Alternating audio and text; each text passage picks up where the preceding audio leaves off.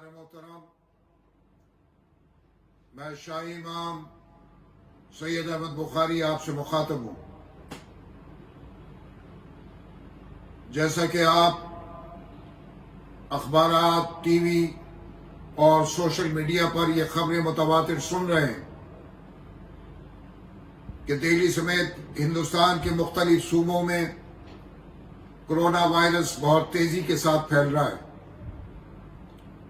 دہلی اور مختلف صوبوں میں حالات یہ ہیں کہ لوگ کرونا وائرس سے کافی تعداد میں مر رہے ہیں اور یہ تعداد مسلسل بڑھتی جا رہی ہے۔ اگر میں دہلی کی بات کروں تو دہلی کے قبرستان میں میتیں زیادہ ہیں اور قبریں کھودنے کے لیے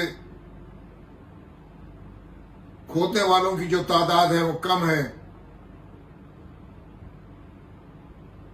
اکثر لوگ کرونا وائرس کو سنجیدگی کے ساتھ نہیں لے رہے۔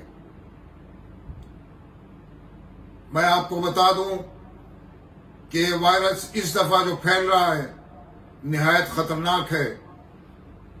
پہلے صرف بزرگ اس سے متاثر ہو رہے تھے، لیکن آج نوجوان اور خواتین بہت زیادہ اس سے متاثر ہو رہی ہیں۔ آج بھی جو میرے پاس اطلاعات آئی ہیں، اس میں ایک بزرگ خاتون کا کرونا وائرس سے انتقال ہوا اور ابھی جنازہ راستے ہی میں ہی تھا کہ اس کی بہو کا بھی کرونا وائرس سے انتقال ہو گیا۔ اور اس طرح کے کتنے ہی واقعات ہیں جن کی خبریں مجھ تک پہنچ رہی ہیں، اور آپ بھی سوشل میڈیا پر اور ٹی وی میں یہ خبریں متواتر سن رہے ہوں گے۔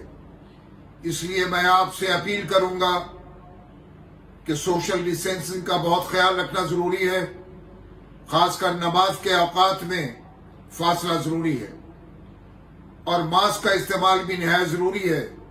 میں کل کسی ایکسپرٹ سے بات کر رہا تھا، انہوں نے کہا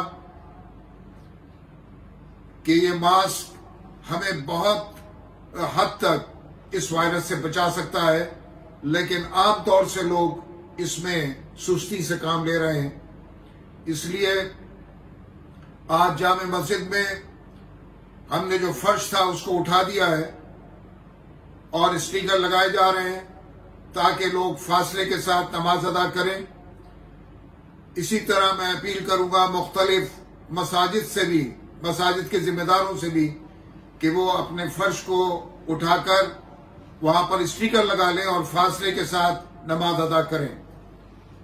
جہاں تک تعداد کا سوال ہے، جو مجھ سے کہا جا رہا ہے کہ تعداد مساجد میں کم ہونی چاہیے، تو ہمیں خیال رکھنا چاہیے کہ یہ تعداد کم ہو، اور تراویح وغیرہ ہم اگر گھروں میں پڑھیں تو زیادہ بہتر ہوگا تاکہ ہم کرونا وائرس سے محفوظ رہ سکیں۔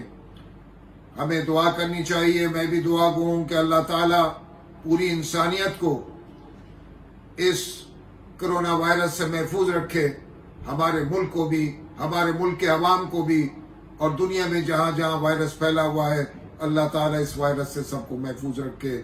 اللہ آپ کا حامی و ناصر ہو۔